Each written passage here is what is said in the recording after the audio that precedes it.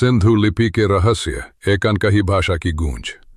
क्या आपने कभी सोचा है, दुनिया की सबसे प्राचीन नगर सभ्यता, सिंधु घाटी सभ्यता, जिसने न केवल योजनाबद्ध शहर बनाए, जल निकासी की अद्भुत व्यवस्था की, बल्कि व्यापार और कला में भी अपना जलवा दिखाया।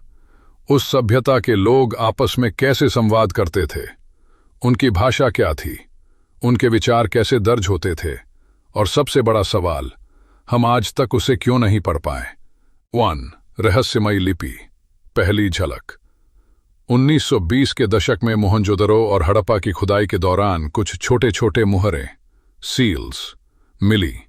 इन पर जानवरों की आकृतियों के साथ कुछ अजीब सी चिन्ह बने थे। कुल मिलाकर 400 से 600 अलग अलग चिन्ह आज तक पहचाने जा चुके हैं, लेकिन इनका मतलब अब तक कोई नहीं जानता। 2. क्या यह सच में लिपि है? कुछ विद्वानों का मानना है कि यह सिर्फ चिन्ह है, धार्मिक प्रतीक या व्यापारिक निशान, लेकिन इरवाथम महादेवन और आस्को परपोला जैसे शोधकर्ता कहते हैं यह एक पूर्ण विकसित लिपि है। परपोला का मानना है कि यह भाषा द्रविड़ समूह से जुड़ी थी, शायद प्रारंभिक तमिल।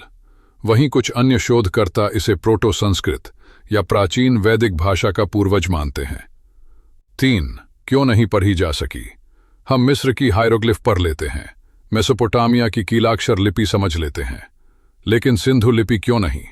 कारण है, कोई रोजेटा स्टोन नहीं, ऐसा शिलालेख नहीं मिला जिसमें एक ही बात कई भाषाओं में लिखी हो। लंबे वाक्य नहीं, ज्यादातर मुहरों पर 5-6 अक्षर ही हैं। संदर्भ की कमी, न तो धार्मिक ग्रंथ मिले, न ही प्रशासनिक आदेश। 4. ताज़ा खोजें और नए दृष्टिकोण। हाल के वर्षों में AI और मशीन लर्निंग का प्रयोग कर इस लिपि को समझने की कोशिश हुई है। 2021 में IIT खड़गपुर के शोधकर्ताओं ने दावा किया कि इन चिन्हों का पैटर्न प्राकृतिक भाषा जैसा है, यानी ये सिर्फ चित्र नहीं बल्कि एक संचार प्रणाली है। यूनिकोड प्रोजेक्ट्स भी चल रहे हैं ताकि दुनिया भर के लोग इस पर और शोध कर सकें। 5. विवाद और बहस।